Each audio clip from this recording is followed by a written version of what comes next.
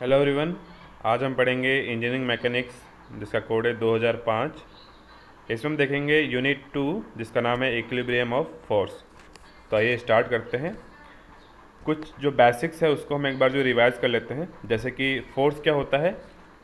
Force effort होता है और यह एफर्ट क्या करता है, किसी भी ऑब्जेक्ट की जो कंडीशन है, जो स्टेट है, उसको चेंज करता है। ठीक है, या तो उसको रेस्ट से मोशन में कर देता है, या फिर अगर बॉडी मोशन करे तो उसको रेस्ट में कर देता है, या फिर मोशन चेंज कर देता है। ओके, तो फोर्स एक एफर्ट होता है जो क्या करता है, ऑब्जेक्ट के मोशन में चेंज लाता है। ओके, और ये जो फोर्स है वो पुश हो सकता है या फिर पुल हो सकता है। जैसे यहाँ पर ये जो फोर्स लगाया जा रहा है, जो एफर्ट लगाया जा रहा है, वो कैसा है, पुश टाइप का है ना, पुश टाइप का है। और यहाँ जो फोर्स लगाया जा रहा है वो किस टाइप का है, पुल टाइप का है। तो यहाँ पर जो दो टाइप के हमें जो है एफर्ट देखने को मिलते हैं, पुश एंड पुल। ओके, ये जो फोर्स है, force is a vector quantity. Okay, force vector quantity है। तो यहाँ पर फोर्स को हम कैसे रिप्रेजेंट करेंगे, एक जो है वेक्टर की सहायता से, एरो की सहायता से हम जो है फोर्स को यहाँ पर जो है डिनोट करते हैं। और यहाँ जो फोर्स की लंबाई, यहाँ जो वेक्टर की लंबाई क्या शो करती है, वेक्टर की लंबाई शो करती है कि इस फोर्स का मैग्नीट्यूड कितना है। ओके, कितने न्यूटन का बल है उसके अकॉर्डिंग हम इसकी लेंथ बनाते हैं। अगर अगर जो है बल अगर ज़्यादा है तो इसकी लेंथ ज़्यादा होगी, अगर बल कम न्यूटन का है तो इसकी लेंथ कम होगी। ओके, तो इसकी जो लेंथ क्या बताती है, magnitude of force, and the direction क्या बताएगी आपको कि फोर्स जो है किस दिशा में लग रहा है। वेक्टर क्वांटिटी वो होती है जिसमें मैग्नीट्यूड होने के साथ साथ डायरेक्शन भी होती है। ओके, तो फोर्स को हम वेक्टर के रूप में दर्शाते हैं। इस एरो की लेंथ दर्शाती है मैग्नीट्यूड को, और इसकी डायरेक्शन दर्शाती है कि किस दिशा में बल यहाँ पर लग रहा है। तो यहाँ पर जब फोर्स किसी भी बॉडी पर लगता है, ठीक है, जैसे कि यहाँ पर फोर्स लगाया जा रहा है, इस ऑब्जेक्ट पर फोर्स लगाया जा रहा है। ओके, तो क्या होगा, ऑब्जेक्ट का जो स्टेट है वो चेंज होगा यहाँ पर। या अगर वो रेस्ट में है तो वो जो है मोशन करने लग जाएगा, या फिर वो पहले से मोशन कर रहा है तो उसकी मोशन चेंज हो जाएगी। Okay, that is the effect of force. Okay, तो अब यहाँ पर अगर केवल एक ही बल अप्लाई हो रहा है तो आप आसानी से बता सकते हैं कि इस ऑब्जेक्ट का जो स्टेट है उसमें क्या चेंज आने वाला है। अगर ये रेस्ट में है तो ये मोशन करेगा, और कितनी गति से मोशन करेगा आप बता सकते हैं। ठीक है, लेकिन अगर एक से ज़्यादा बल अगर अप्लाई हो रहे हैं, जैसे कि इस जो एग्जांपल में यहाँ पर जो है 3 बल यहाँ पर अप्लाई हो रहे हैं। Okay, 3 forces are applied hair.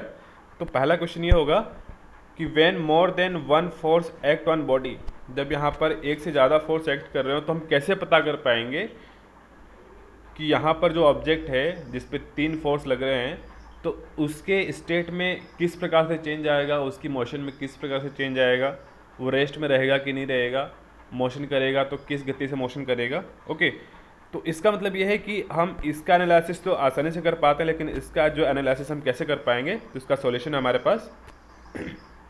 We have one solution कि हम क्या करें कि अगर एक से ज़्यादा फोर्स लग रहे हैं तो हम क्या करें, उसका जो है रिजल्टेंट निकाल लें, फाइंड रिजल्टेंट। यही सॉल्यूशन है। अगर आप जो रिजल्टेंट निकाल लेंगे तो आपको जो है परिणामी बल पता चल जाएगा, और अब जो इफेक्ट हमें देखने को मिलेगा वो परिणामी बल के हिसाब से इफेक्ट देखने को मिलेगा। ओके, जिस दिशा में परिणामी बल लग रहा है उस दिशा में जो है मोशन करना स्टार्ट कर देगा ऑब्जेक्ट आपका। ओके, और जितना ज़्यादा परिणामी बल होगा उतनी अधिक गति से मोशन करेगा, जितना कम परिणामी बल होगा उतनी जो है कम जो है गति से ऑब्जेक्ट जो है मोशन करना स्टार्ट करेगा यहाँ पर। ओके, तो अब रिजल्टेंट हम कैसे निकालते हैं, तो रिजल्टेंट निकालने के दो तरीके हैं। पहला है पैरेललोग्राम लो और दूसरा है पॉलीगन लो। ओके, तो इसको भी हम एक बार देख लेते हैं। पैरेललोग्राम लो हम तभी यूज करते हैं जब हमारे पास दो फोर्स होते हैं, ओनली 2 फोर्सेस। जब हमारे पास दो फोर्स हैं P एंड Q, तो इस केस में हम क्या करते हैं, इस केस में हम पैरेललोग्राम लो को अप्लाई करते हैं। इसमें हम क्या करते हैं कि P और Q फोर्स को यूज़ करके, इनके वेक्टर्स का यूज करके, इनका जो हमने एरो बनाया है वेक्टर के रूप में उसका यूज करके हम क्या करते हैं, पैरेललोग्राम ड्रॉ करते हैं। ओके, और पैरेललोग्राम ड्रॉ करने के बाद जो विकर्ण होता है, जो डायगोनल होता है, वो किसको शो करता है, वो इनके परिणामी बल की दिशा और मैग्नीट्यूड किसको शो करेगा, ये जो डायगोनल की जो लेंथ होगी वो शो करेगा magnitude of resultant force, and the direction किसको शो करेगा, रिजल्टेंट फोर्स की डायरेक्शन को ये जो है शो करता है। तो ये जो है सिंपल सा लॉ ऑफ पैरेललोग्राम होता है।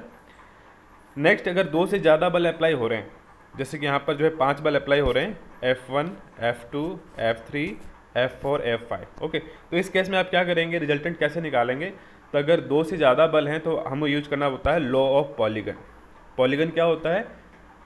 वह बहुभुज जिसमें 2 से ज़्यादा अगर भुजाएं हैं, 3 से अगर ज़्यादा भुजाएं, उसको हम पॉलीगन कहते हैं। ओके, जैसे कि यहाँ पर हम क्या करेंगे, पॉलीगन बनाने की कोशिश करते हैं।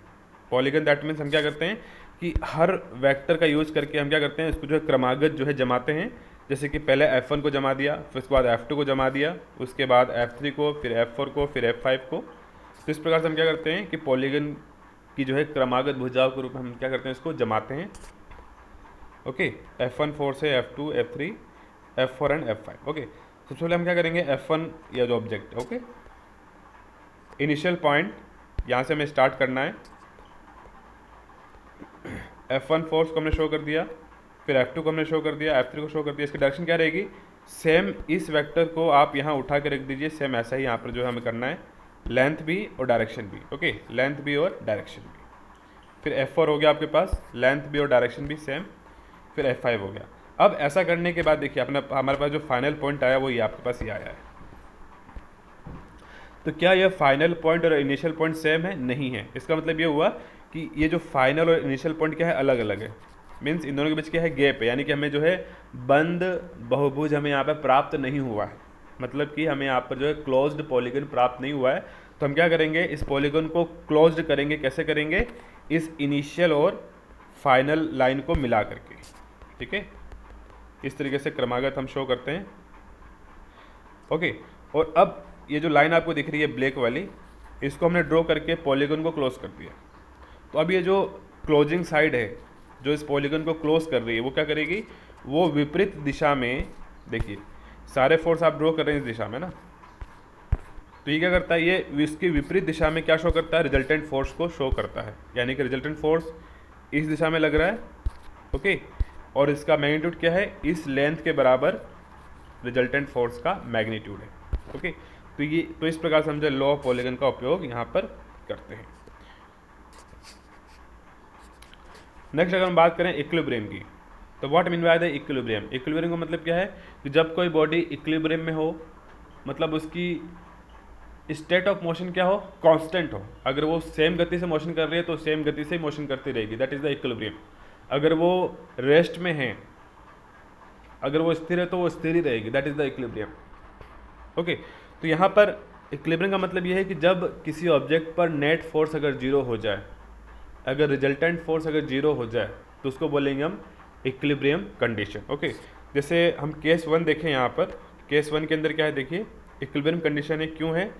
क्योंकि यहाँ पे जो फोर्स लग रहे हैं लेफ्ट और राइट में, दोनों क्या हैं, बिल्कुल सेम है, मैग्नीट्यूड में सेम है, और डायरेक्शन में क्या है, जस्ट अपोजिट है। तो क्या होगा इस केस में, F1 F2 के बराबर है लेकिन डायरेक्शन अलग है।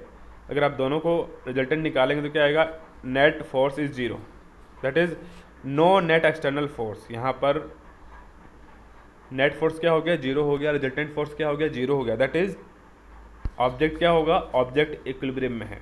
अगर ये रेस्ट में है तो रेस्ट में ही रहेगा, अगर ये किसी वेलोसिटी से गति कर रहा है तो ये उसी वेलोसिटी से गति करता रहेगा। That is the equilibrium condition.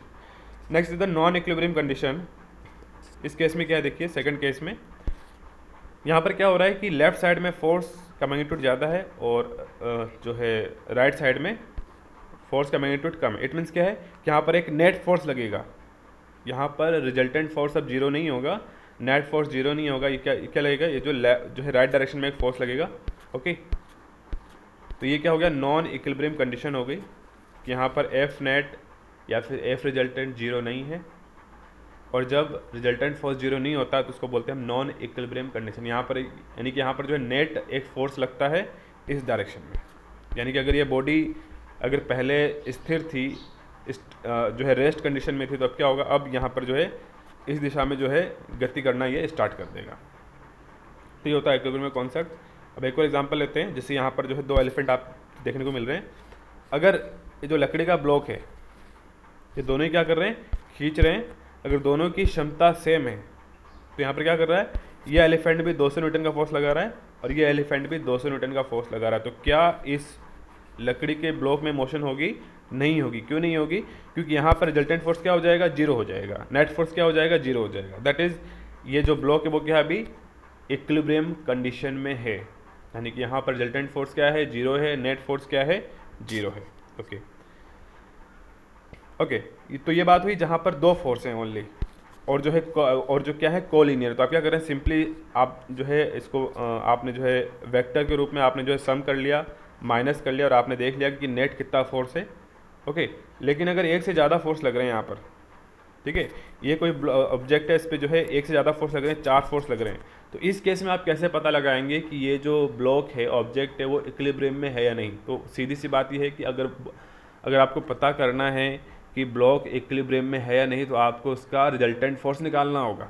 भले उस पर कितने फोर्स लग रहे हो, 4, 5, 6, 10 फोर्स लग रहे हो, लेकिन आपको क्या निकालना है, रिजल्टेंट फोर्स निकालना है। अगर रिजल्टेंट फोर्स 0 आया, इसका मतलब क्या है, इसका मतलब ये हुआ रिजल्टेंट फोर्स 0 मतलब इक्विलिब्रियम कंडीशन। रिजल्टेंट फोर्स 0 नहीं है, इसका मतलब क्या हुआ, इक्विलिब्रियम कंडीशन नहीं है। तो यहाँ पर हम देखते हैं कि क्या यह जो ऑब्जेक्ट है वो इक्विलिब्रियम में है या नहीं। तो इसमें जो है 4 फोर्स लग रहे हैं, पहला 36 न्यूटन, दूसरा 42 न्यूटन, तीसरा 32 न्यूटन और चौथा 45 न्यूटन। ओके, और हम क्या करेंगे, यहाँ पर जो 4 फोर्स हैं, तो रिजल्टेंट कैसे निकालेंगे, लॉ ऑफ पॉलीगन का उपयोग करके हम यहाँ पर रिजल्टेंट निकालेंगे। कैसे निकालते हैं, हम क्या करते हैं, सभी फोर्स को पॉलीगन की साइड के रूप में जमाते जाते हैं और देखते हैं कि क्लोज पॉलीगन बन रहा है कि नहीं बन रहा। अगर क्लोज पॉलीगन नहीं बन रहा है, इसका मतलब रिजल्टेंट 0 नहीं है, और जो क्लोजिंग साइड होगी वो क्या शो करेगी, रिजल्टेंट फोर्स को शो करेगी। तो आइए देखते हैं। अगर मान लीजिए अगर ऐसा डायग्राम बने इसका, ये पहला फोर्स, दूसरा फोर्स, तीसरा फोर्स और चौथा फोर्स, अगर ऐसा जो है क्लोज पॉलीगन बन जाता है, यानी कि इनिशियल पॉइंट और फाइनल पॉइंट दोनों एक हो जाते हैं, तो इसका मतलब क्या है, यहाँ पर जो क्लोज पॉलीगन बन गया है, यानी कि यहाँ पर रिजल्टेंट फोर्स क्या है, 0 है। इट मीन्स इस केस में हम कहेंगे कि ऑब्जेक्ट क्या है, इक्विलिब्रियम कंडीशन में है। ठीक है, ये तो हमने माना है, लेकिन एक्चुअल में क्या होता है, एक्चुअल में हमने जो है ऐसा डायग्राम हमें जो है प्राप्त होगा।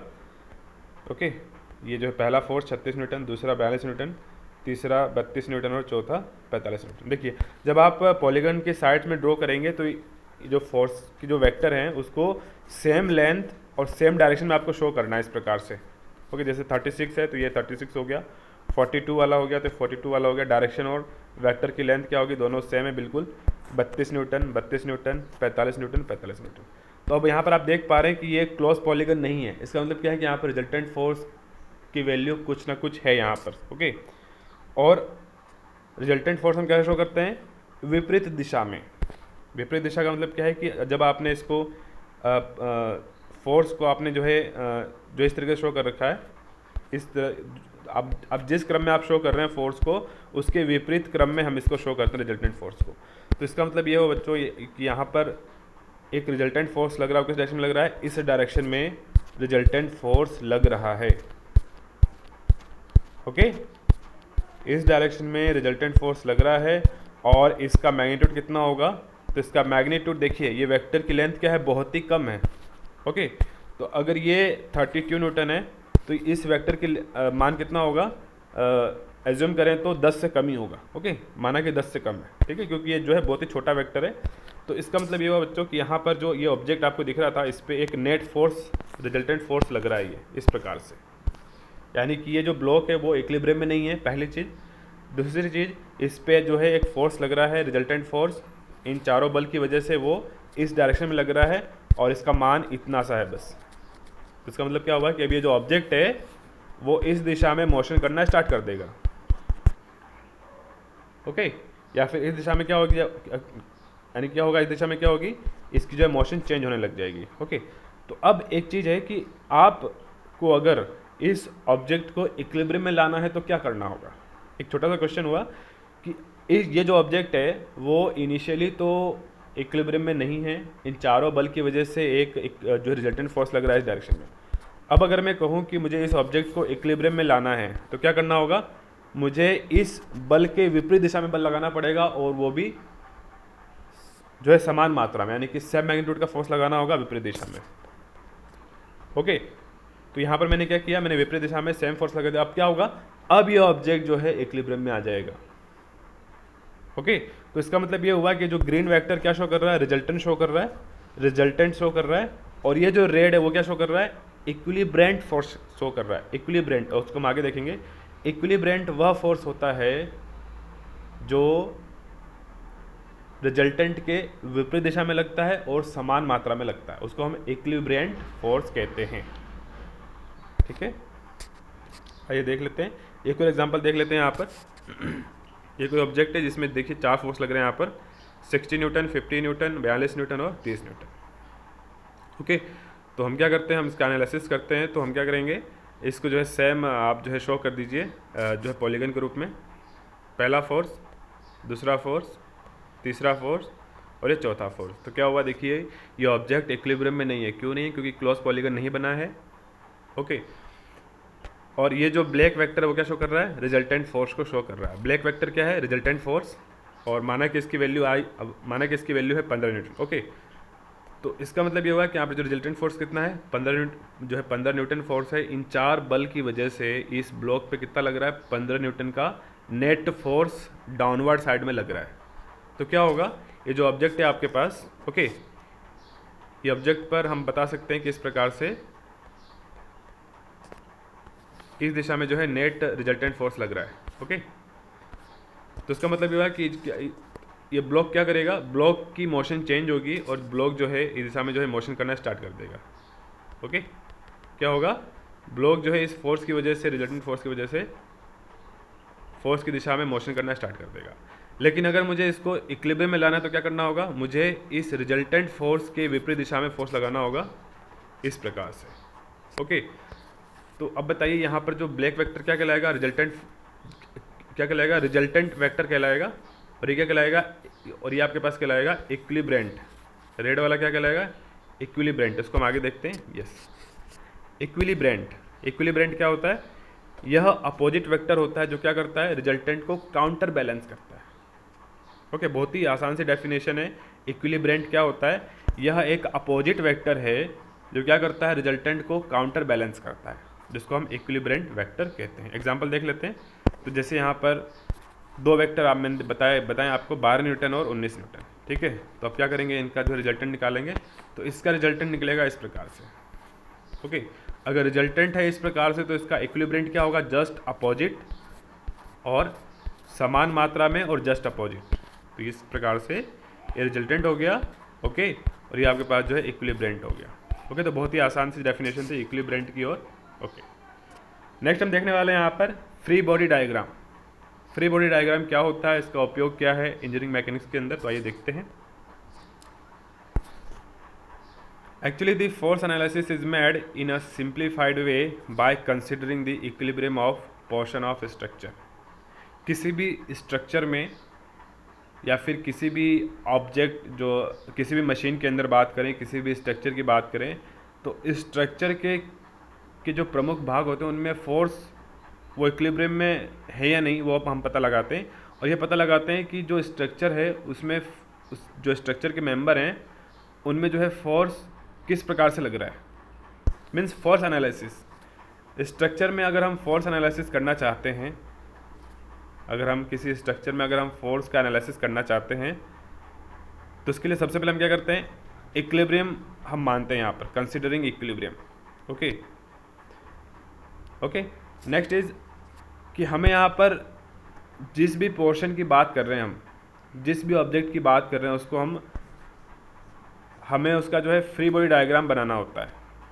यानी कि फ्री बॉडी डायग्राम अगर आप बनाते हो तो फोर्स का एनालिसिस करना आसान हो जाता है। देखिए मैं वापस से रिपीट कर देता हूँ कि किसी भी स्ट्रक्चर में या फिर किसी भी मशीन में अगर आप किसी कंपोनेंट में कितने फोर्स लग रहे हैं वो अगर आप पता करना चाहते हैं तो उसके लिए पहले चीज़ हम क्या करते हैं, इक्विलिब्रियम कंडीशन मानते हैं।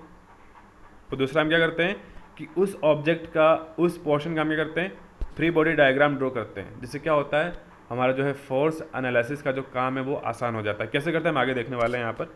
ठीक है, अब फ्री बॉडी डायग्राम क्या होता है, ऐसा डायग्राम है जो क्या करता है,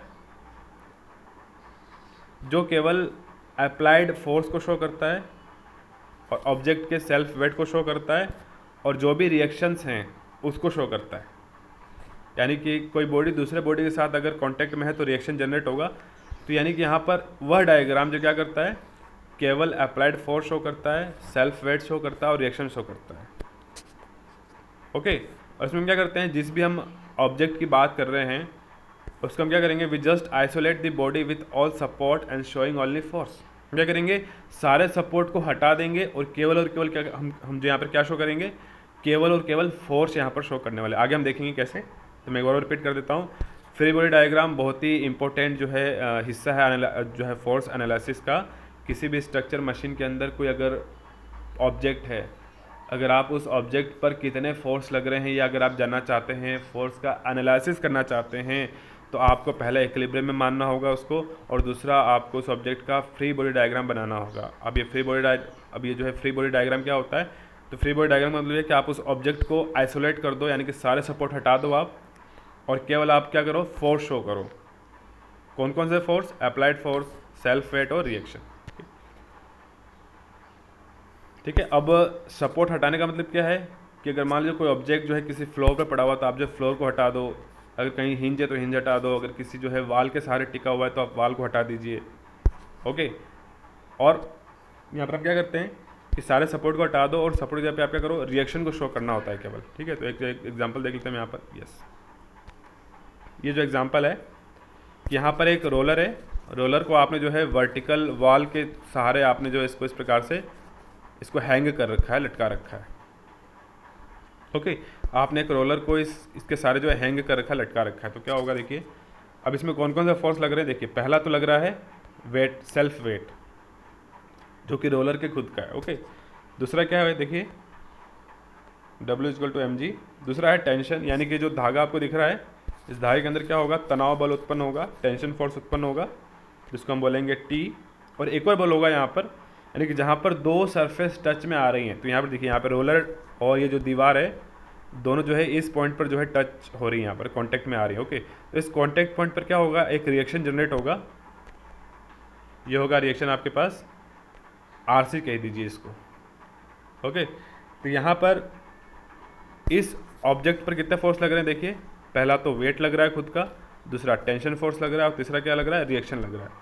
तो अब इसका हम जो है फ्री बॉडी डायग्राम कैसे बनाएंगे। तो जैसे कि हमने कहा कि फ्री बॉडी डायग्राम बनाने के लिए आप क्या करें कि आप सपोर्ट हटा दें, यानी कि ये दीवार हटा दें और ये जो है रस्सी को भी आप हटा दें। ओके। तो यहाँ हमने दीवार भी हटा दी और रस्सी भी हटा दी। अब इसमें कौन कौन से बल लग रहे हैं, केवल वो आपको यहाँ पर दर्शाना होता है। तो पहला बल लग रहा है आपके पास वेट, दूसरा बल लग रहा है आपके पास टेंशन, और तीसरा बल लग रहा है आपके पास रिएक्शन। तो ये जो है कॉन्सेप्ट है फ्री बॉडी डायग्राम का। और आगे हम क्या करेंगे, इसको सॉल्व करके हम जो है फोर्स का एनालिसिस करेंगे कि रिजल्टेंट फोर्स कितना लग रहा है, किस दिशा में लग रहा है, और ये जो ऑब्जेक्ट है उसकी मोशन में क्या चेंज आएगा। ओके। तो और एग्जांपल देख लेते हैं हम यहाँ पर। जैसे कि ये आपके पास जो है कोई ब्लॉक है जो इस टेबल पे रखा हुआ है सिंपली।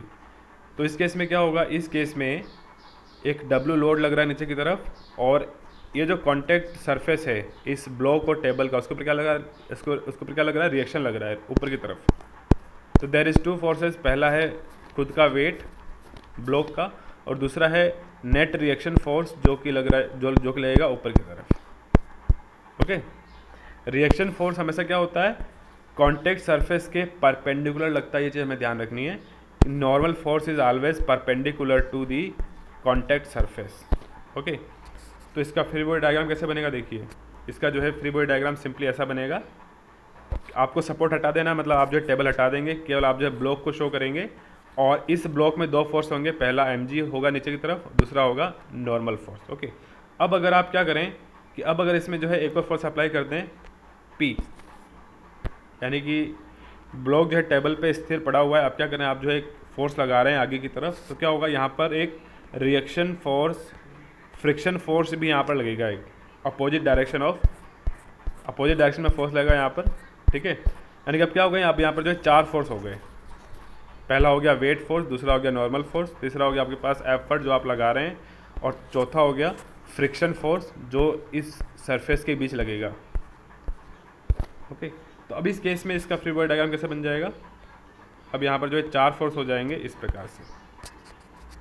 ओके। तो इस प्रकार से हम यहाँ पर बना लेंगे फ्री बॉडी डायग्राम इसका।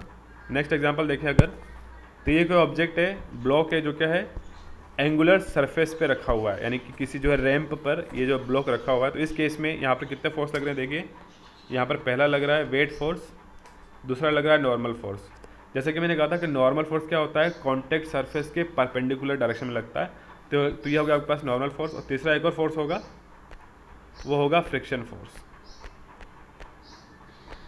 यहाँ पर हमने कोई एफर्ट फोर्स नहीं लगाया, फिर भी फ्रिक्शन फोर्स क्यों आ गया, क्योंकि यहाँ पर जो वेट आपके पास लग रहा है, इस वेट का कंपोनेंट क्या करेगा, इस ब्लॉक को नीचे लाने की कोशिश करेगा, ठीक है। तो इस केस में क्या होगा, ये नीचे लाने की कोशिश कर रहा है, तो इसके विपरीत दिशा में क्या होगा, यहाँ पर सरफेस के अलोंग, सरफेस की दिशा में क्या होगा, एक फ्रिक्शन फोर्स यहाँ पर लगेगा। तो यहाँ पर इसका मतलब ये है कि यहाँ पर इस ब्लॉक में कितने फोर्स लग रहे हैं, 3 फोर्स लग रहे हैं, वेट फोर्स, नॉर्मल फोर्स और फ्रिक्शन फोर्स। ओके, तो ये इसका जो है फ्री बॉडी डायग्राम हो गया। एक हो गया आपके पास वेट फोर्स, दूसरा हो गया नॉर्मल फोर्स और तीसरा हो गया फ्रिक्शन फोर्स। ओके, ये हमने एग्जांपल देख ही लिया है कि रोलर एक स्मूथ वाल पे जो टिका हुआ है, इस रस्सी के सहारे, स्ट्रिंग के सहारे, धागे के सहारे, तो क्या होगा, यहाँ पर 3 फोर्स लगेंगे, वेट, टेंशन एंड रिएक्शन, और तीनों ही हमने यहाँ पर शो कर दिया है। ओके, एक और जो है बहुत ही महत्वपूर्ण एग्जांपल है, वो है एक लेडर, यानी कि एक आपके पास सीढ़ी है जो इस दीवार के सहारे जो है टिकी हुई है। इस केस में इस लेडर का, इस सीढ़ी का फ्री बॉडी डायग्राम कैसे बनेगा, तो कॉन्सेप्ट क्या है फ्री बॉडी डायग्राम का, कि आप उस ऑब्जेक्ट को आइसोलेट कर दो। इट मीन्स सारे सपोर्ट हटा दीजिए। तो मैंने यहाँ पे जो है सारे सपोर्ट हटा दिया। मैं यहाँ पे क्या कर रहा हूँ, केवल मैं यहाँ पर जो है लेडर शो कर रहा हूँ, ओनली लेडर। ओके, अब इस पर कितने फोर्स लग रहे हैं वो आप इसमें जो है दर्शा दीजिए, ठीक है। तो पहला फोर्स लगेगा वो होगा लेडर का वेट, W, है ना। तो पहला फोर्स कौन सा होगा, वेट होगा, इस लेडर का वेट, या फिर अगर कोई पर्सन इस पे, अगर कोई इस लेडर पे है, तो उस पर्सन का वेट प्लस इस लेडर का वेट, दोनों ही वेट क्या लगेंगे, यहाँ पे लगेंगे। ओके, अगर वह पर्सन अगर यहाँ पे खड़ा है तो दोनों का वेट इस प्रकार से नीचे की तरफ लगेगा। तो पहला फोर्स हो गया सेल्फ वेट। ओके, अब हम चलते हैं दूसरे फोर्स की ओर। तो दूसरा होगा रिएक्शन फोर्स। देखिए यहाँ पर जो वाल है, इस वाल के सहारे क्या है कि पॉइंट बी टिका हुआ है, लेडर का जो पॉइंट बी है वो यहाँ पर टिका हुआ है इस जो है दीवार के सहारे। तो यहाँ पर 2 फोर्स लगने वाले हैं। पहला फोर्स रिएक्शन फोर्स, जो क्या होगा, इस सरफेस के परपेंडिकुलर लगता है, जो हमें अभी देखा हमने कि नॉर्मल फोर्स क्या होता है, कॉन्टैक्ट सरफेस के परपेंडिकुलर लगता है। ओके, और एक और फोर्स होगा, कौन सा फोर्स होगा, अगर मान लीजिए पॉइंट बी अगर ऊपर नीचे मोशन करे, अगर मान लीजिए अगर सीढ़ी हिलती है, अगर पॉइंट बी क्या करेगा, ऑब्वियसली ऐसे ऐसे मोशन करेगा, ऊपर नीचे मोशन करेगा, तो इस मोशन के हिसाब से क्या होगा, एक फ्रिक्शन फोर्स जनरेट होगा। अगर मान लीजिए बॉडी अगर नीचे आ रही है, बी अगर नीचे आ रहा है, तो क्या होगा, फ्रिक्शन फोर्स ऊपर की तरफ लगेगा। यानी कि यहाँ पर हर पॉइंट पर क्या होंगे, 2 फोर्स होंगे, बी पर भी 2 फोर्स होंगे, और ए पॉइंट पर भी यहाँ पर 2 फोर्स होंगे। पहला तो होगा रिएक्शन फोर्स, जो कि सरफेस के परपेंडिकुलर होगा, और दूसरा फोर्स कौन सा होगा, जो इसकी मोशन कैसे होगी, मान लीजिए अगर सीढ़ी अगर हिलती है तो कैसी मोशन होगी, बी तो नीचे आएगा और ए इस तरफ जाएगा।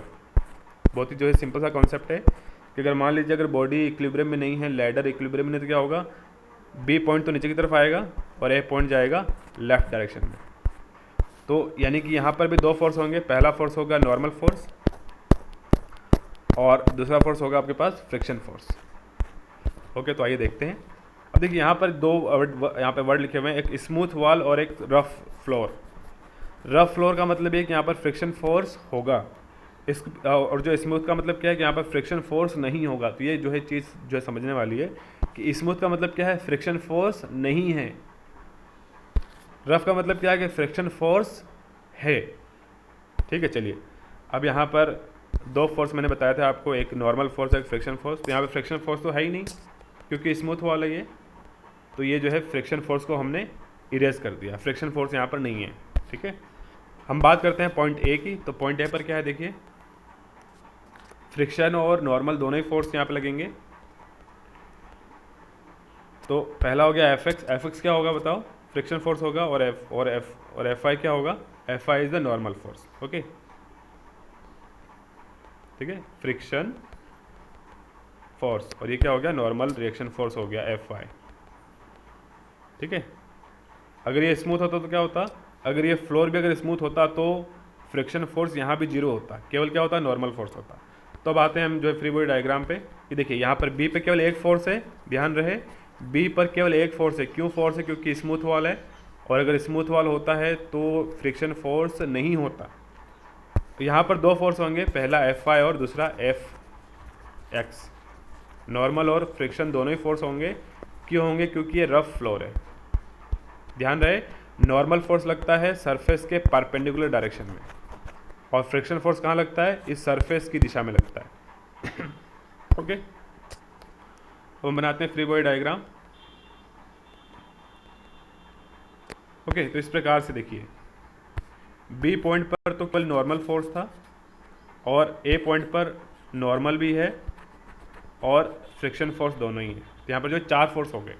ठीक है, तो अब हम एक काम कर सकते हैं कि हम जो है इस फ्रिक्शन फोर्स और नॉर्मल फोर्स की जगह पर हम जो है केवल एक फोर्स शो कर सकते हैं, इसका इन दोनों का रिजल्टेंट फोर्स।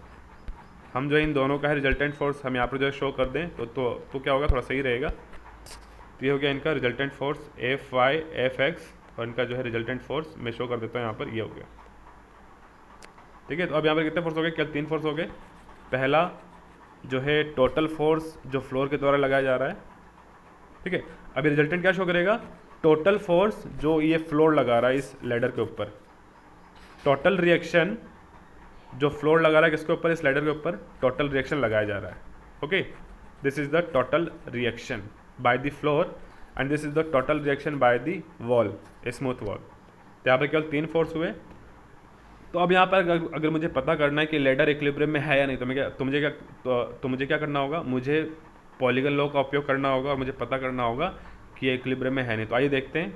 हालांकि ये जो है रफली डायग्राम बनाया गया है, वेक्टर क्वांटिटी अलग अलग बनाई गई है, जब एक्चुअल करेंगे तो अलग आएगा। ठीक है, तो देख लेते हैं यहाँ पर कैसे करते हैं। इन तीनों ही फोर्स को लेकर आप क्या करें, एक जो है पॉलीगन बना दें। तो इस प्रकार से ये जो है पॉलीगन आपने बना दिया तीनों ही फोर्स को लेकर के। ओके, और अब क्या हो रहा है यहाँ पर जो है क्लोज पॉलीगन नहीं बन रहा है, मतलब यहाँ पर रिजल्टेंट फोर्स लगेगा इस डायरेक्शन में। ठीक है, मतलब ये जो सीढ़ी है वो क्या करेगी, इस डायरेक्शन में जो है गति करना स्टार्ट कर देगी। अगर ये बॉडी इक्विलिब्रियम नहीं तो क्या होगा, ये जो सीढ़ी है वो इस दिशा में गिरनी स्टार्ट हो जाएगी, मतलब कि इस दिशा में जो है मोशन करना स्टार्ट कर देगी। तो ये पॉइंट जाएगा इस दिशा में और ये पॉइंट आएगा इस दिशा में, बी वाला पॉइंट, है ना। तो ये जो सिंपल सा कॉन्सेप्ट था। ओके, नेक्स्ट एक जो है लास्ट एग्जांपल देख लेते हैं फ्री बॉडी डायग्राम का, कि यहाँ पर जो एक कोई कंटेनर है, एक कंटेनर है आपके पास, दिख रहा है आपके पास, है ना। इस कंटेनर में दो बॉल आपको दिख रही हैं। पहला बॉल है पी बॉल है, और दूसरी जो बॉल है वो है क्यू बॉल। तो इसका सेंटर है C1, इसका सेंटर है C2। तो अब इसमें बनाना है मुझे पी बॉल के लिए मुझे जो है फ्री बॉडी डायग्राम बनाना है, यानी कि पी बॉल पे कितने फोर्स लग रहे हैं। तो सबसे पहला काम हम क्या करेंगे कि पी बॉल को हम क्या करेंगे, आइसोलेट कर देंगे, मीन्स इसको इस प्रकार से शो कर देंगे, सारे सपोर्ट हटा देंगे और केवल हम जो ब्लॉक शो कर देंगे, पी बॉल को शो कर देंगे। अब इसमें कौन कौन से फोर्स लग रहे हैं, तो देखिए पहला फोर्स लग रहा है इस पर खुद का वेट W1। ओके, W1 लग रहा है, इसमें कोई एक्सटर्नल फोर्स नहीं है, केवल क्या अब हम देखेंगे रिएक्शन फोर्स। तो पहला रिएक्शन फोर्स लगेगा ए बिंदु पर, जो क्या होगा, इस सरफेस के परपेंडिकुलर होगा। तो पहला रिएक्शन हो गया RA, इस सरफेस के परपेंडिकुलर। दूसरा रिएक्शन फोर्स कहाँ होगा, पॉइंट बी पर होगा, जो क्या होगा, ऊपर की तरफ लगेगा, यानी कि इस सरफेस के परपेंडिकुलर लगेगा ऊपर की तरफ। ये हो जाएगा RB फोर्स। ओके, तो RA और RB फोर्स इस प्रकार से देख लो आप, ये हो गया RA फोर्स, ये हो गया RB फोर्स। अब एक और रिएक्शन होगा, कौन सा रिएक्शन होगा, इन दोनों बॉल के बीच का जो कॉन्टैक्ट पॉइंट है यहाँ पर भी एक रिएक्शन फोर्स लगेगा, और उसकी डायरेक्शन क्या होगी, उसकी डायरेक्शन होगी इस जो है सेंटर पॉइंट के अलोंग होगी। ठीक है, तो इस प्रकार से आ जाएगा अपने पास एक और रिएक्शन फोर्स आ जाएगा, जो क्या लग रहा है, दोनों बॉल के बीच में लग रहा है। तो ये हो गया आपके पास फ्री बॉडी डायग्राम, पॉइंट जो बॉल बी के जो है बॉल जो पी है आपके पास, उसके लिए फ्री बॉडी डायग्राम इस प्रकार से ये बन जाता है। ओके, तो अभी के लिए इतना ही, आगे हम देखेंगे लामिस थ्योरम और जो है जो नेक्स्ट पार्ट है इसका। ओके, अभी के लिए इतना ही, थैंक यू।